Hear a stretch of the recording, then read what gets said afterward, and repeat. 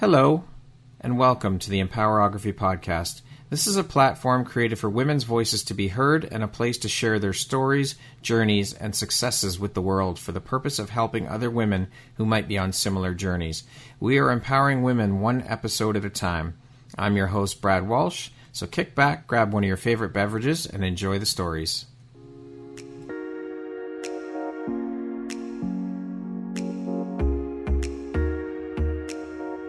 If you're looking for jewelry that makes an impact on your self-care routine and your style, Empowerography would love to offer you a discount code to one of our exclusive partners, Quartz and Canary Jewelry and Wellness Company.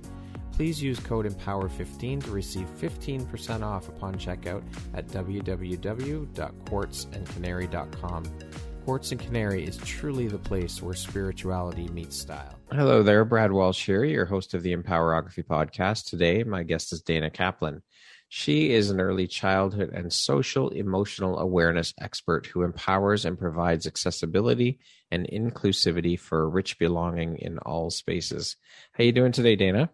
Good morning. I'm amazing. I'm so excited to be here. Thank you so much for taking the time to be here. It's an honor and a pleasure to be able to sit down and speak with you, and I appreciate you taking the time to be here. Thank you. So let's jump right in. Dana, you are, as I mentioned, an early childhood and social emotional awareness expert. You pioneered DEIAB in action from womb to 12th grade, diversity, equity, inclusion, access, and belonging.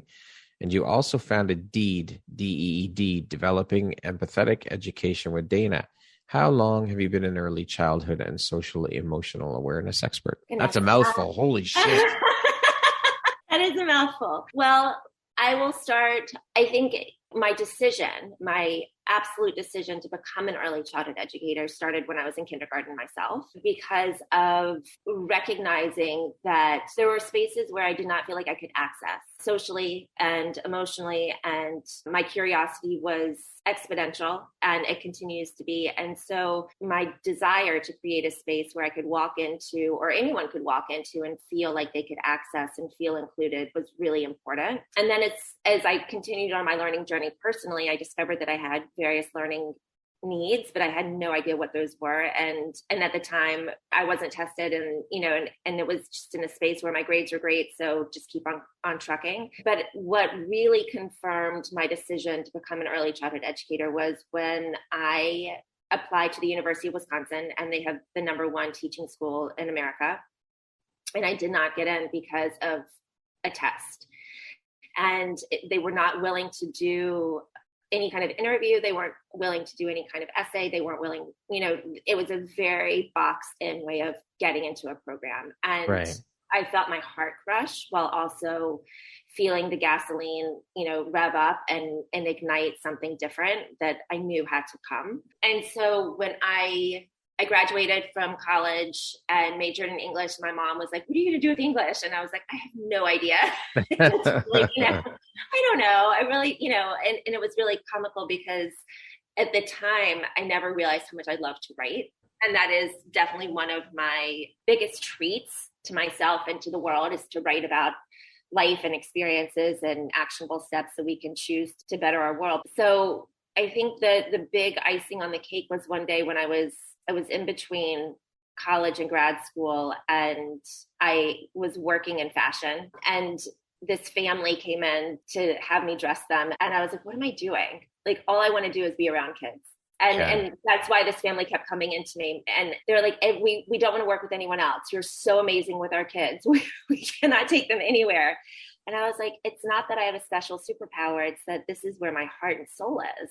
Right. So I went back to grad school, started teaching in Atlanta for 2 years, and being one that is all about creating accessibility and inclusivity in an equitable space, I wanted to jump right into the inner city spaces of Atlanta, Georgia. I wanted to know what needed to be done. Not that the place was broken, but what could I help with to propel them in a new direction. I don't believe in walking into spaces to fix. I believe in walking into spaces to listen, to learn, and then expand myself and the space that I'm in.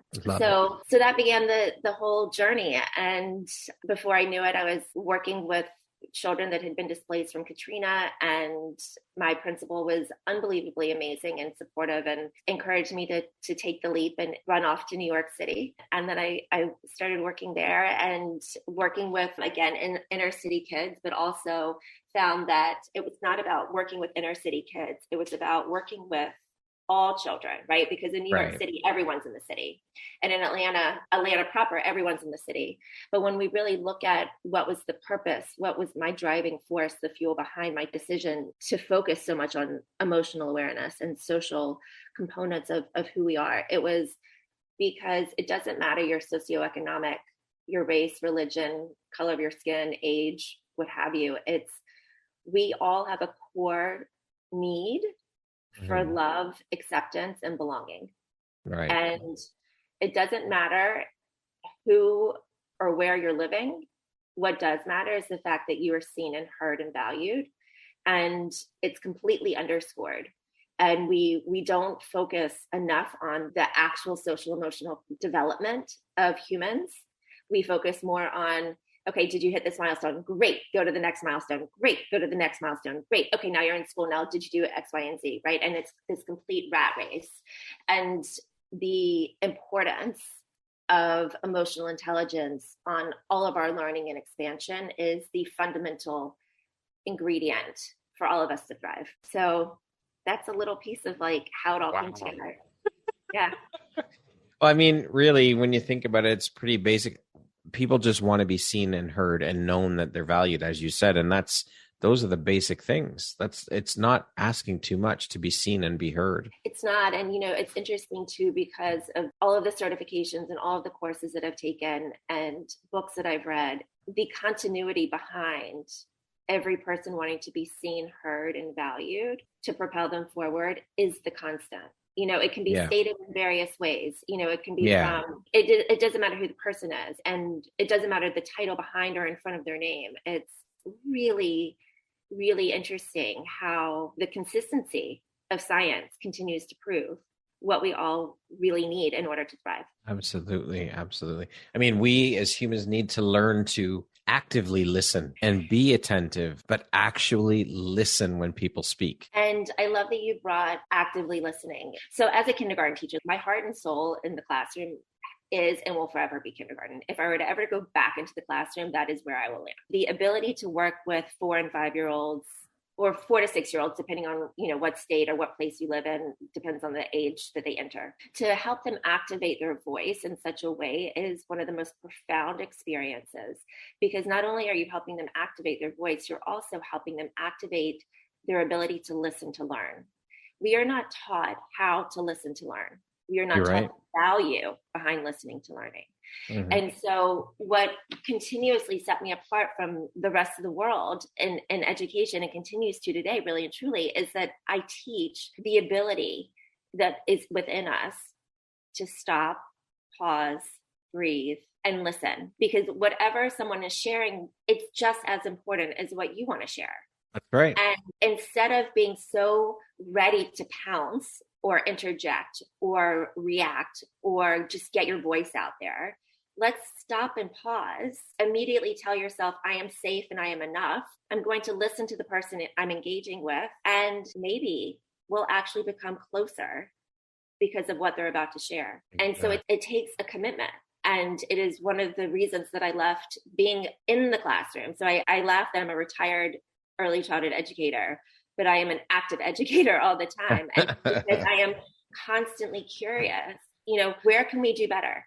It's not what is broken, again, and I cannot say this enough. It is, what can we do better? And one of the many things that we can do better is learning how to listen to learn, because the ability behind that piece, it's more than active listening. It's really, okay, you said something that was really important.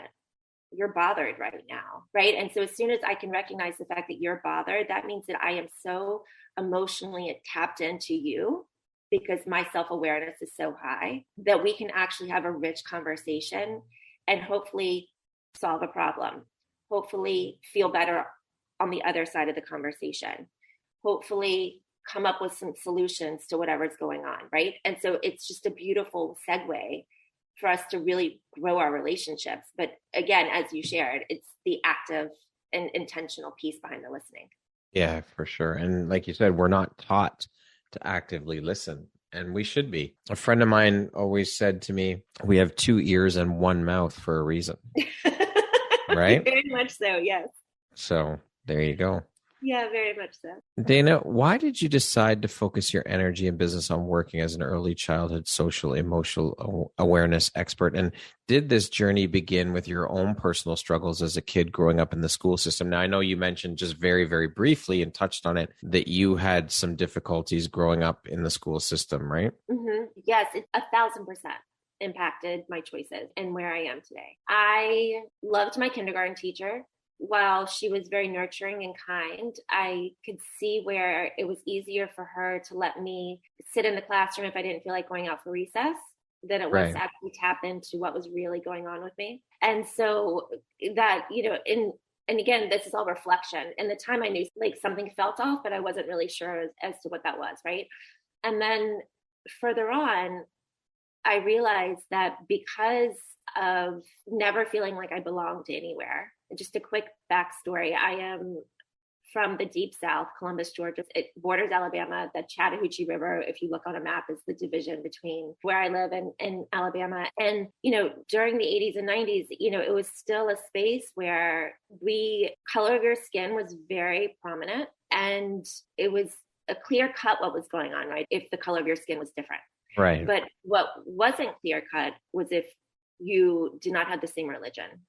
And so me being Jewish in a city that I felt like I was in a very small town, but in a city, it was a struggle. There are constant questions, there's a lot of anti-Semitic comments and microaggressions stated to me that one, I think that if we had conversations and intentional conversations, let me back up, intentional conversations on exposing all of the world to the collective humanity, because we are such a diverse space, it would have really helped, right? And so because that was not accessible for me, it was a big piece of what launched me into creating the type of culture and family classroom that I did for teaching.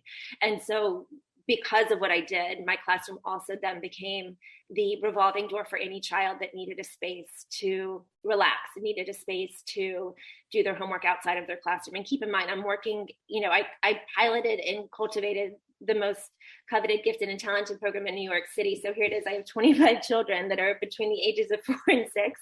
Wow. And then I have 5th graders coming in that cannot sit in their classroom because somebody's bothering them. Right. And so my classroom at any given time could have had up to, 40 people in it just because of. Holy shit, 40? People going. And it wasn't a problem, though, because what I had done first is created an environment with my 25 core family for them to know that we are a family and we all have needs and they cannot always be met in all spaces. So if our house is a space where somebody else's needs can be met, then we're going to do that, because we want to make sure that everyone can learn. We want to make sure that everyone has the opportunities in the world, and we don't want certain behaviors and certain actions from others, certain conscious or unconscious biases to infringe their ability to thrive, right? Yeah. And so for me, yes, like to your question, yes. All of the components that I needed in my learning, either be small group, individual attention, differentiated learning. I mean, I'd always joked that I had ADHD as a child, but I wasn't actually diagnosed until June of 2018.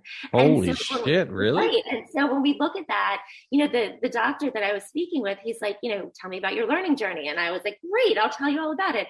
And when I tell you that I went on so many tangents and showed him all my different resources, he's like, you do know your classic ADHD, right? And I was like, no, whatever, it's no big deal. But he's like, no, like this isn't a joke.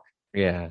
And so it's really important that we honor, the invisible disabilities, and that we figure out ways to support all of humanity, not just the ones that we can see that are clear-cut problems, but the ones that we don't even know about. And so, yes, a long, very long-winded, passionate, purposeful answer to your question.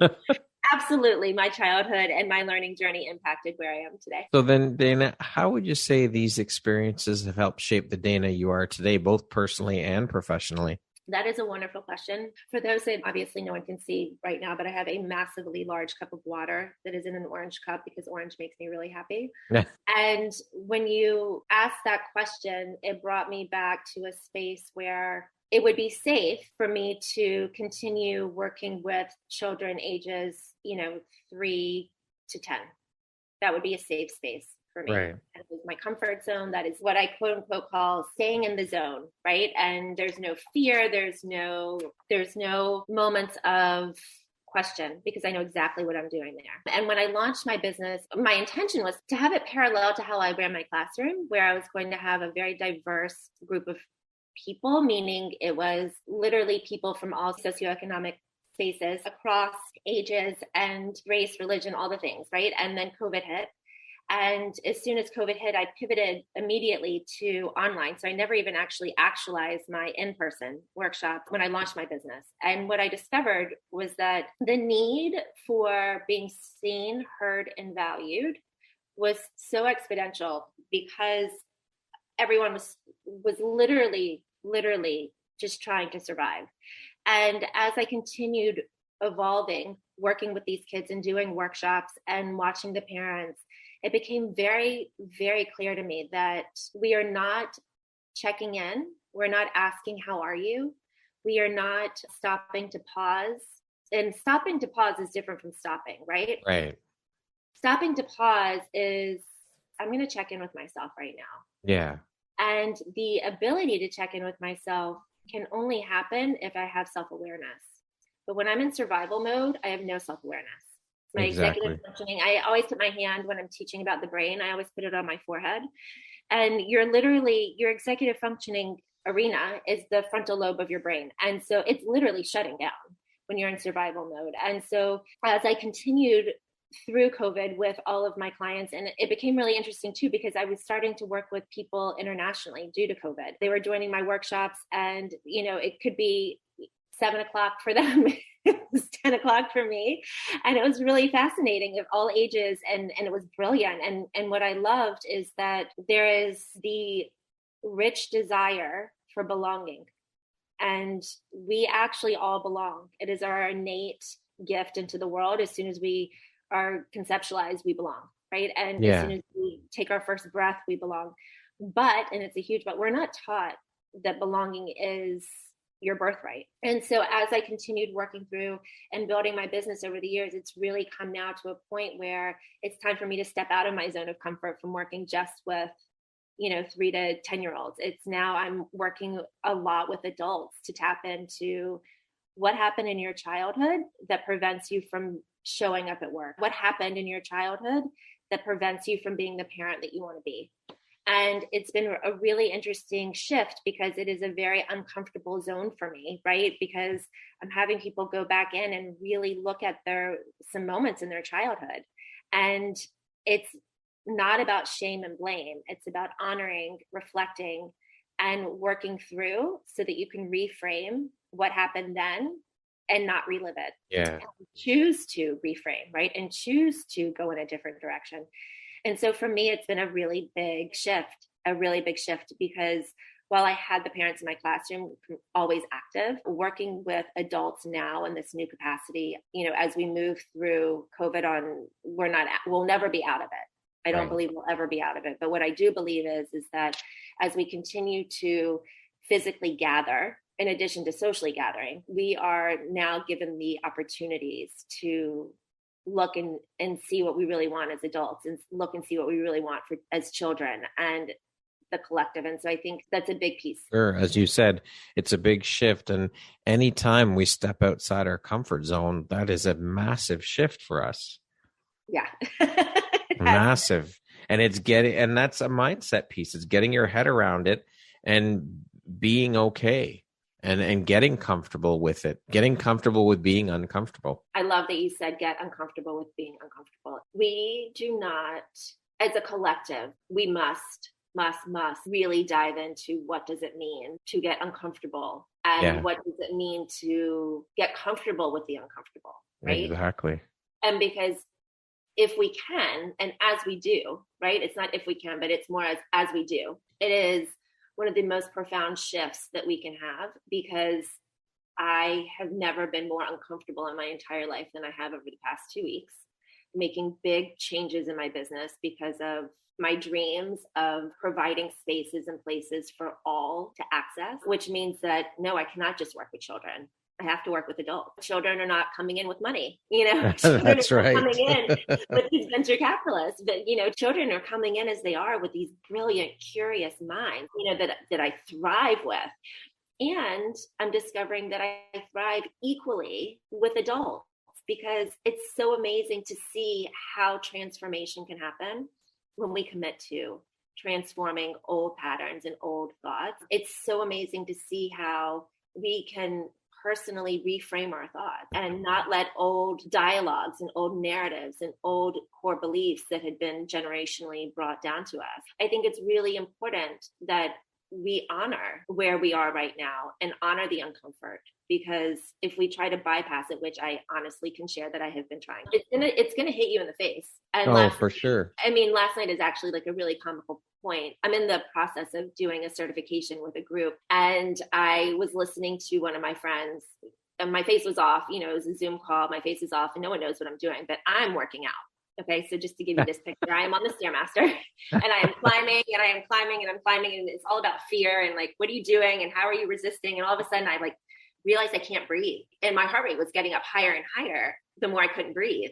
And all of a sudden I stopped and I unmuted myself and opened up my video and showed everyone where I was, no shame, and started hysterically crying on this climbing machine. And one of the people at the gym was like, "Oh my God, are you okay?" And I was like, "Yes, this is just fear finally showing its head and not allowing me to bypass anymore." And it became a really comical moment in time to bring levity to a space where I could have easily, had an anxiety attack, or I could have easily, said, "I'm not doing this. I'm going back into my comfort zone and just working with kids and I'll figure it, but that's not my purpose in the world." And so getting comfortable with the uncomfort of not knowing, and really it's the power of surrendering to whatever is about to happen. And so that's really, last night was definitely one of those moments. And right now sharing this story with you and your audience is another moment, because it's very easy for people to look at me and say, "Oh my God, you're a brilliant educator. You changed the lives. You've been working in the classroom and you continue to reach people internationally now." But I am exactly like everyone else. Yeah. I have my own struggles. I have my own moments, and we all do.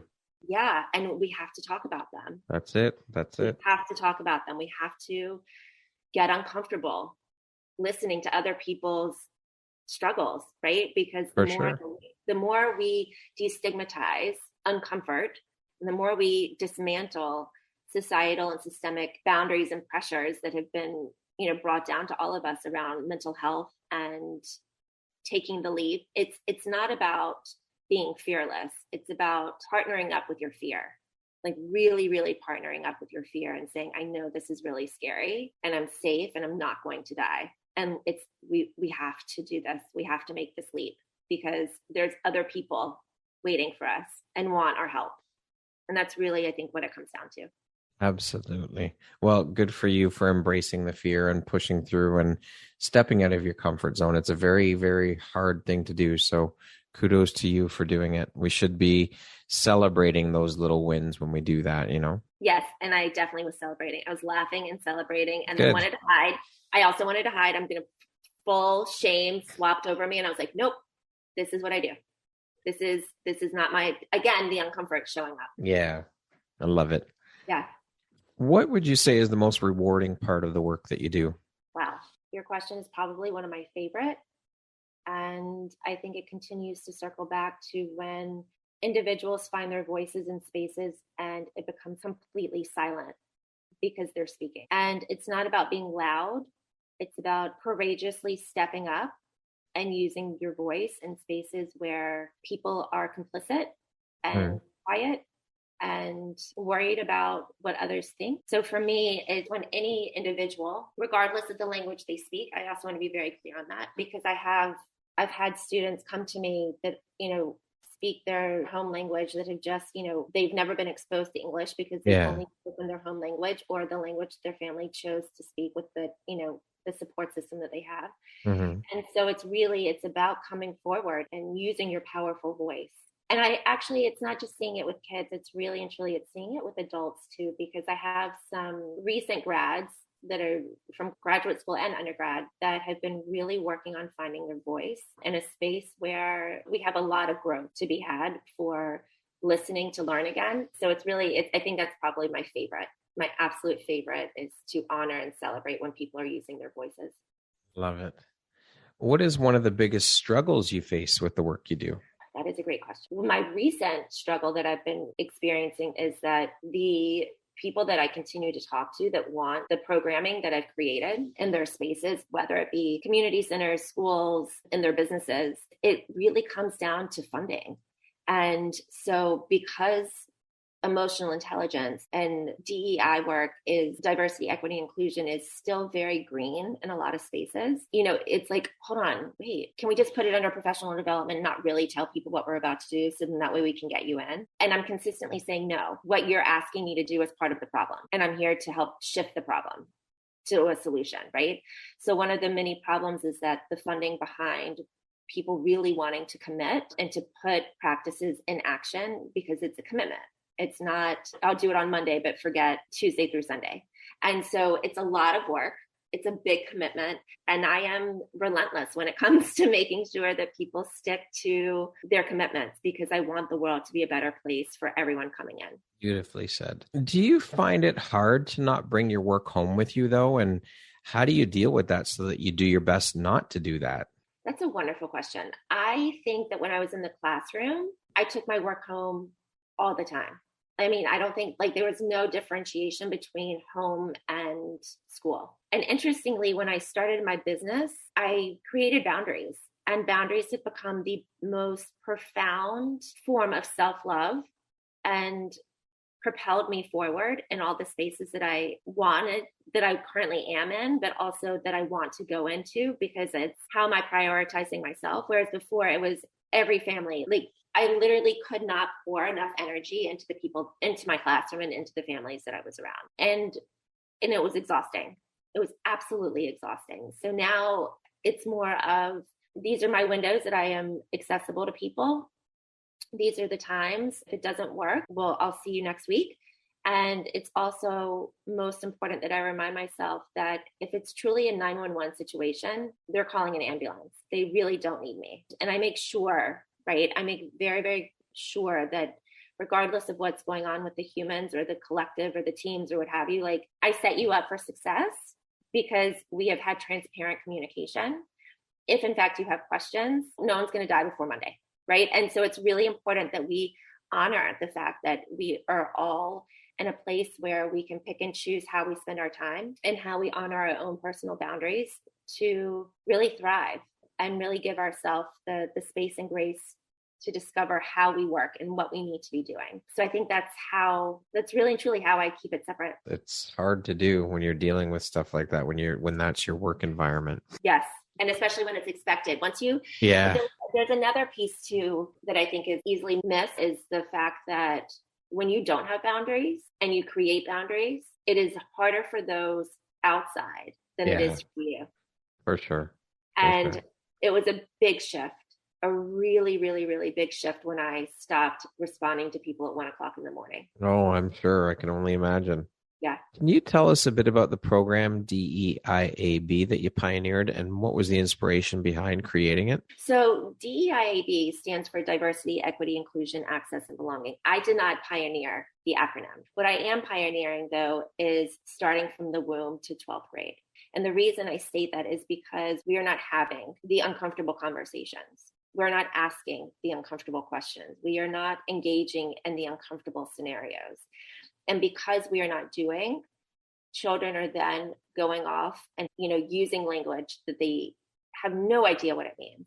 They're reading books that they've never heard about the history or the scenarios that are brought up to them. They are making assumptions. They are passing judgment, which ultimately judgment is self-judgment. So when they're judging others, they're really judging themselves too, right? So there's so many components to what is happening from when the child is in the womb. From the third trimester forward, the child is recording everything. So the child is recording from the womb at the third trimester until 7 years old. And all they're doing is parroting and repeating and trying to make meaning out of their own experiences. But really and truly, it's the meaning that others are infusing. And so we think a lot of times that when children get into their teens, they're like, oh my God, teens are so terrible. But it's not that they're terrible.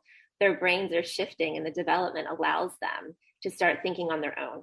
And it allows them to start questioning and challenging, because they don't have to agree with you anymore. They're no longer recording what you're teaching. And so it becomes a very interesting dynamic. And that's where there's a lot of misunderstanding.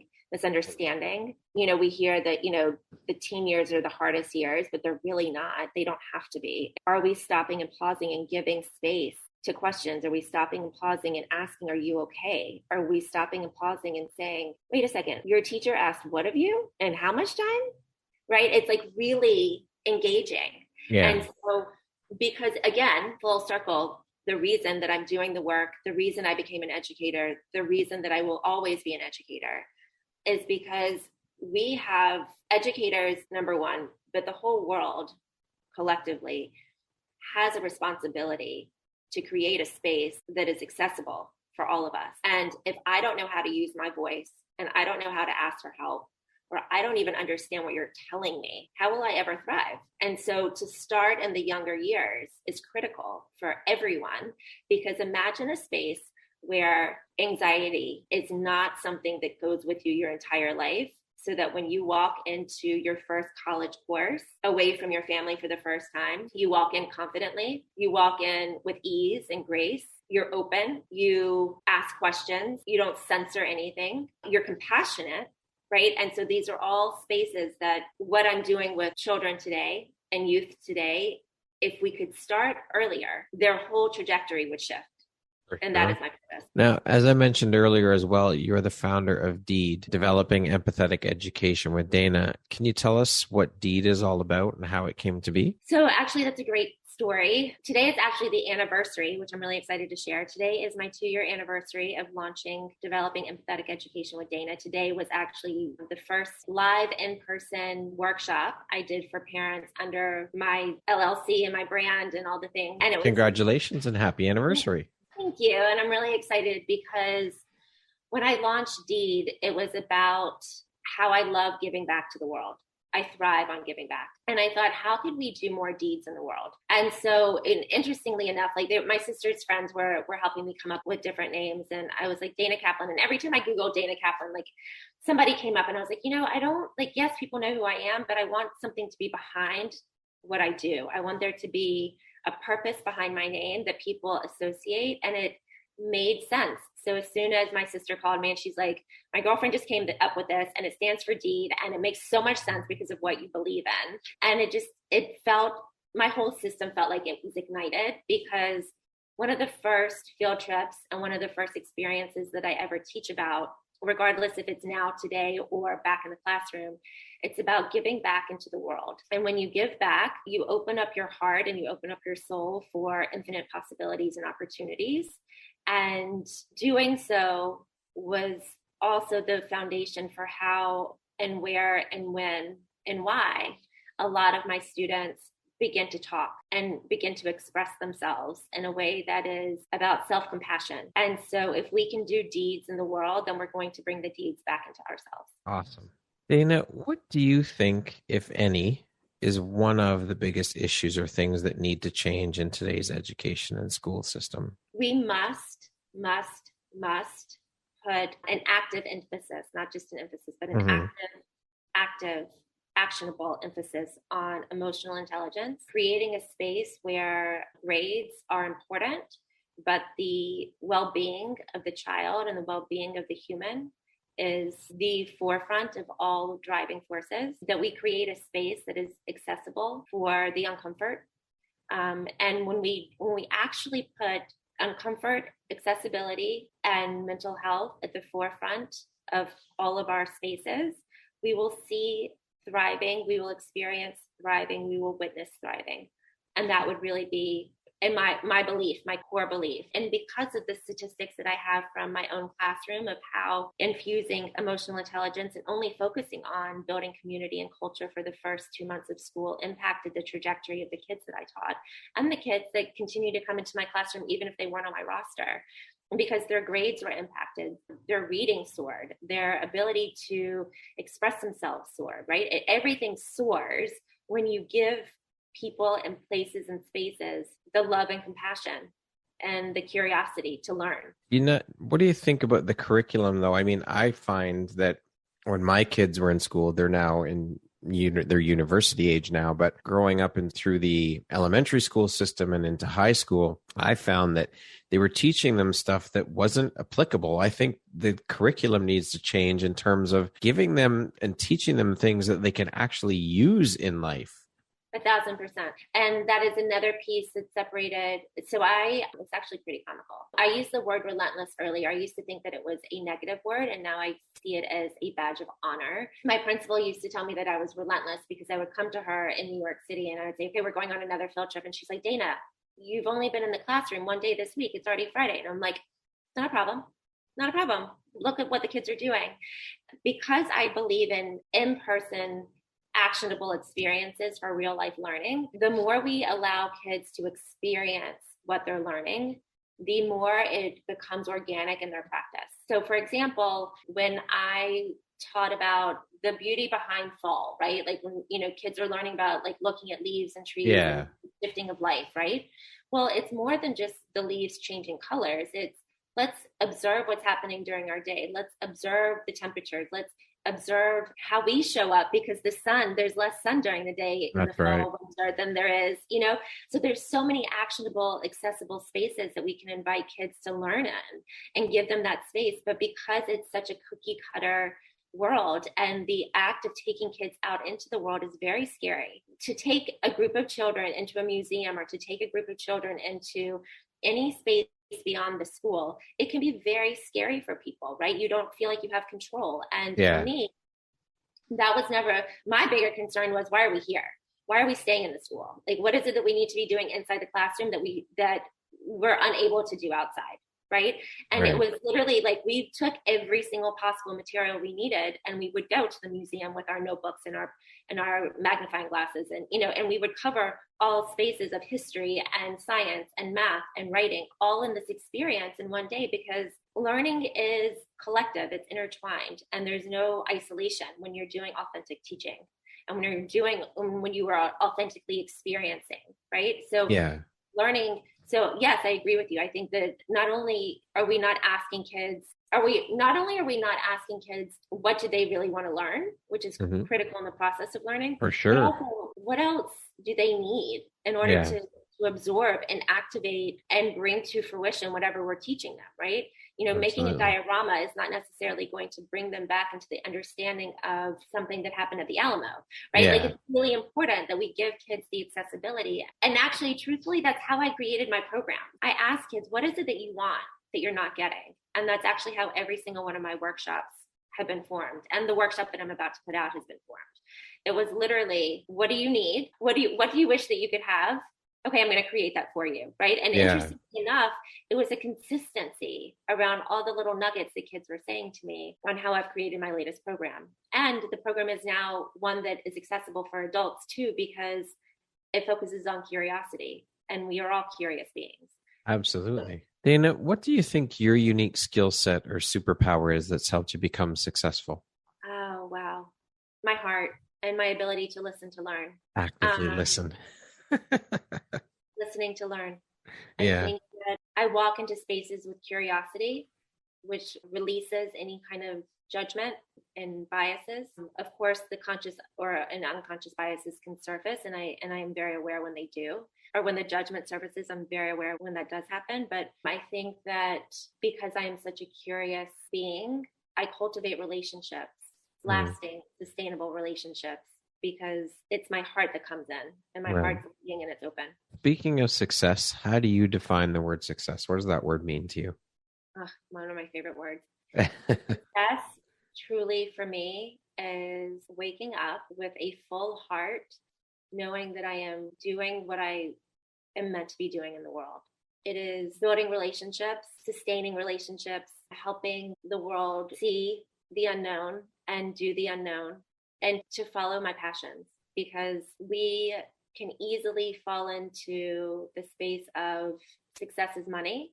Yes. And for me, success is hearing people speak in uncomfortable spaces and watching them thrive because of actionable steps that I gave them and seeing them in action. So success for me it's visual. It really is. It's seeing life in action. Love that definition. What would you say is one of the best pieces of advice you've ever received? Check your ego at the door. I did not understand it. Did not understand it at all. I was like, what do you mean? I don't have an ego. It was actually when I piloted the Gifted and Talented program at the school that I taught at in New York City. I was solo. I was building a brand for the school, which I had no idea that that's what I was doing. I was building a space I had no idea where it was going to unfold and go into. And I had one person, quote unquote, on my team that was consistently checking in with me because I could barely keep my head above water. And I was walking into school one day with a extra large coffee from Dunkin' Donuts that I will never do again because that was just like way too much caffeine in one moment. But I remember we ran into each other and she was a veteran teacher. And she looked at me and she said, how are you? And I had, I felt the tears welling up. Yeah. And she said, Dana, check your ego every morning at the door. This is not about you. It is about what you're bringing into the world. And if you don't bring it into the world, you are literally preventing kids from thriving. She's like, doing a disservice. Yeah. She's like, you have a gift. And I check my ego a lot because the ego and fear run hand in hand. Absolutely. What would you say, Dana, is one of the most important things you've learned in your life? What was your life like before learning it? And what was your life like after learning it? Oh, I love this question. Trusting myself, trusting my intuition, recognizing red flags and not bypassing them, knowing that everything I need is within me. It's a tough one for us to learn. Very tough. Very tough. And I'm also, full disclosure, still working. I think that's a lifelong journey that I don't think we ever get to the end of that because it's always going to creep in. But if you can lessen the amount of times that pops up or creeps in, then you're doing the work and that's what matters. But yeah, I think that's something that we continually work on throughout our lives. Yes. What's your personal motto? Oh my goodness. Dance, no one's watching, and just live for you. Because at the end of the day, when you're living for yourself, you are also providing space for others to live. Yeah. And be free. Yeah. I love that. It's so true though. I mean, when you live for you, you're that much happier, which then spills out onto other people. And it has that domino effect. Brad, it's so interesting because when I was younger, I used to think it was selfish, right? Again, talking about core beliefs taught to you, the meaning maker, all the things. And I used to think that I had to make everyone else happy in order for me to be happy, but they were never happy, right? Their happiness was never contained. You cannot make someone else happy. You can't create happiness. You can't make someone happy. You're exactly right. And to release the responsibility of making others happy in order to responsibly make yourself happy, it is again another ongoing consistent commitment that I make to myself daily. Well, nor is it your responsibility to make other people happy. That's not your job in life. Exactly. But when we think about it, as I share with you, like it goes back to like what we're taught is depending on what we're taught and what are our generational experiences and who are the people that are raising us. I have kids now that look at me and I say it one time and they embody the idea that I am not responsible for your happiness. Yeah. I'm going to go outside and run around right now because I really want to. Right. Yeah. And it is so amazing to watch, a 5, 8, 10-year-old, 12-year-old say that to their parent when their parent is like, get into this house and screaming and like losing all control. And I'm like, and they'll say to their parents, I think you need a break right now. Your happiness, your joy level is kind of low, and it's like, and then parents are like ready to like shoot daggers at me. But I'm like, you know what? They're embodying what I'm teaching. Yeah. Because imagine how your childhood would have been if you knew that you're not responsible for everyone's happiness. That's right. And your joy is dependent upon you, yeah. not somebody else. And so I think it's one of those uncomfortable conversations that are critical for all of us to be having. And I thrive listening to it. It makes me hearing other people talk about how they create their own happiness and joy is truly a gift that will never lose its value for me. Love it. Dana, what does the word empowerment mean to you? Now or as a child? Now. Now. Empowerment means to literally ignite the power within. For me, it's honoring your voice. It's honoring your curiosity. It's stepping into the light when you really want to stay in the dark. And it's knowing that whatever happens, you took the risk. My belief of empowerment and failure are comparable. Right. I don't believe failure is an actual act unless you don't try. Yeah, for sure. That's failure right there, is not trying. Right. And so for me, the concept of failure is simply not trying. Yeah. And the concept of empowerment is simply not stepping into your power. So they're really hand in hand. So it's honoring yourself and being who you are authentically. I love that. Igniting your power within. I love it. So powerful. Thank you. Okay, we're going to jump into a little rapid fire section here now. So the next grouping of questions just be 2, 3, 4 word answer type thing. Okay. Oh God. Okay. If you're writing your autobiography, what would the title be? What's your lollipop? What was your dream job as a child? Fashion designer crossed with a kindergarten teacher. I didn't know how that was going to work, but that's an interesting combination. It really was. And it still is. It's still a dream. How would you describe yourself in one word? Magnetic. Oh, I like that. What would your family and friends list as a couple of your best characteristics? Compassion, empathetic, courageous, and probably dream catcher. I love that. Dream catcher. That's beautiful. If you could teach the world one thing, what would it be? Take the leap. Always take the leap. Take the leap into the unknown. Yes. What's one thing you want but cannot buy with money? Time. Time, the most valuable commodity in the world. Love. If you could change one thing about the world, what would you change? That is not going to be one word.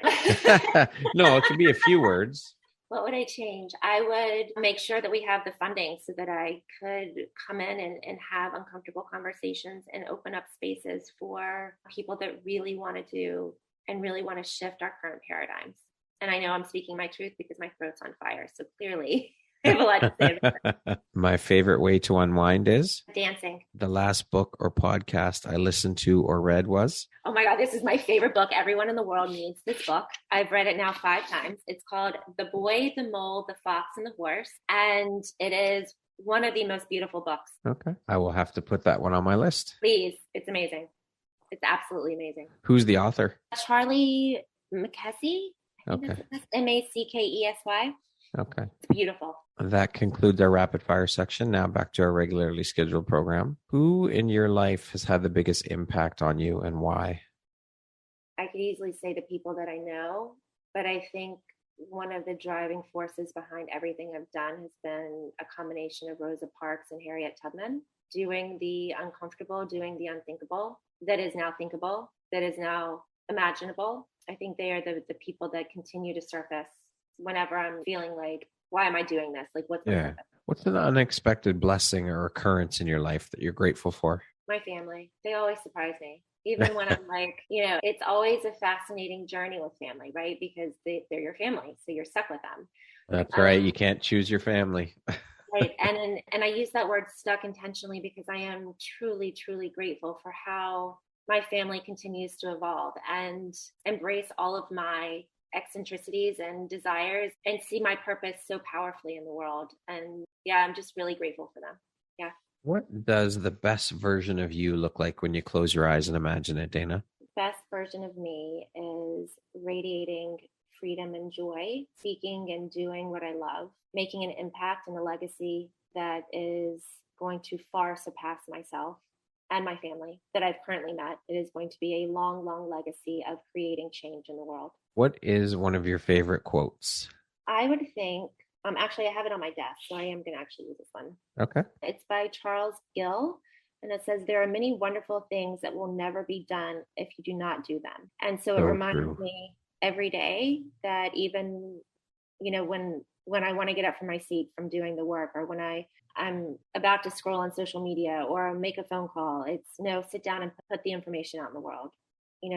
Let people know that your purpose is really critical to creating a safer, holistic experience for everyone. I love that quote. That's beautiful. What is one of your biggest, I don't like using the word failure, so we'll swap it out for life lessons or teachable moments. And what did you learn from it? I love that you recognize it is not a failure, because it has not been a failure. It has actually been the most profound life lesson. And it goes back to trust. I would dismiss red flags so often and get myself in the same scenarios over and over, thinking that certain people were the people that I needed to be around in order to cultivate and create the spaces that I wanted, meaning for education, meaning it for business, meaning it for relationships. And when we actually start to trust our intuition, when we start to actually stop and pause and see those flags, everything changes. And so for me, I think that the hardship and the sadness that came along with all of the red flags has propelled me to how I'm able to sit here with you today and to be courageous and keep going. So that's the key element right there, is to be courageous and keep pushing and keep going. Yeah. Because, you never know how close you are to leveling up, to hitting that next level, to moving forward and going on. I love that you mentioned level up. I have a friend that she and I have been speaking a lot about the concept of leveling up. And you think that once you've leveled up, how much more can you go? And I think that's the beauty of self-expression and actionable self-awareness. Yeah. Is giving yourself the space and grace to continue leveling up and continue crushing your own glass ceiling, and to really be clear on your why. And so the more clear and passion that goes behind my why, the more trusting I am of my choices and decisions. Absolutely. Dana, if you could step into my shoes, what would you have asked yourself that I didn't ask you? Oh, goodness gracious. That's a great question.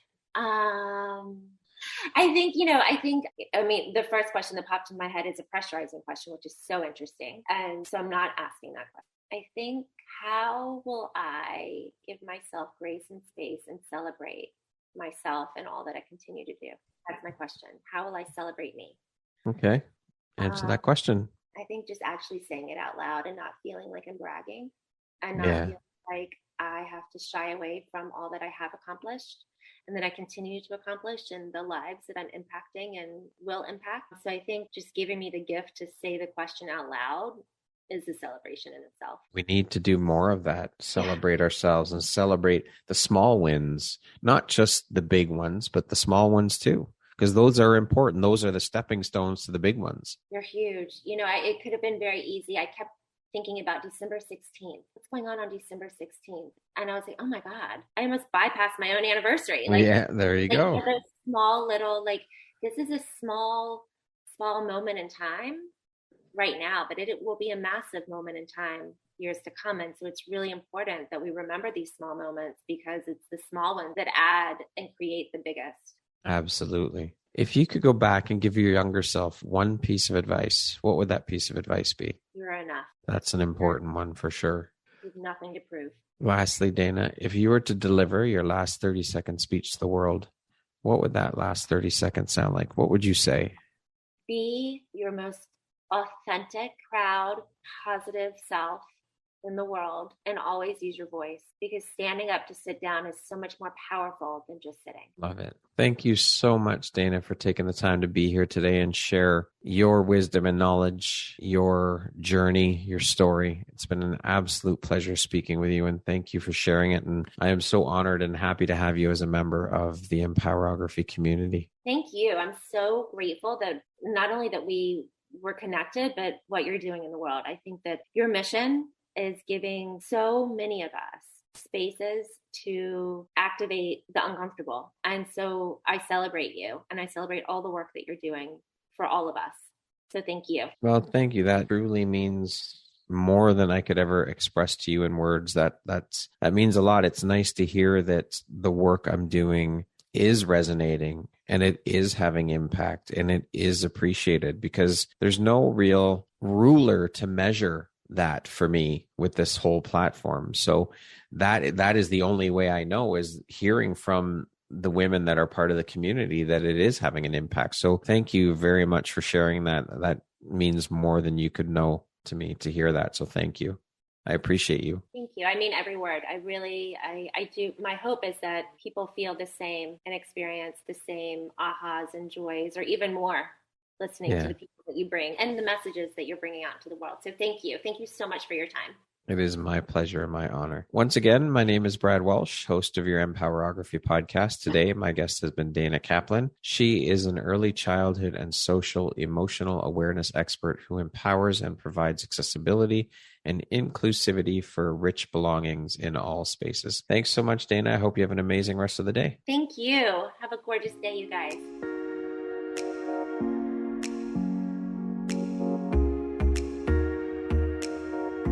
Thank you very much for listening to this podcast. If you haven't yet, please be sure to subscribe, rate, review, and share with all your friends. You can find me at viseuphoria.ca and follow me on Instagram at Empowerography Podcast and on Facebook at Empowerography. Please join me next time for another inspirational story from yet another amazing woman.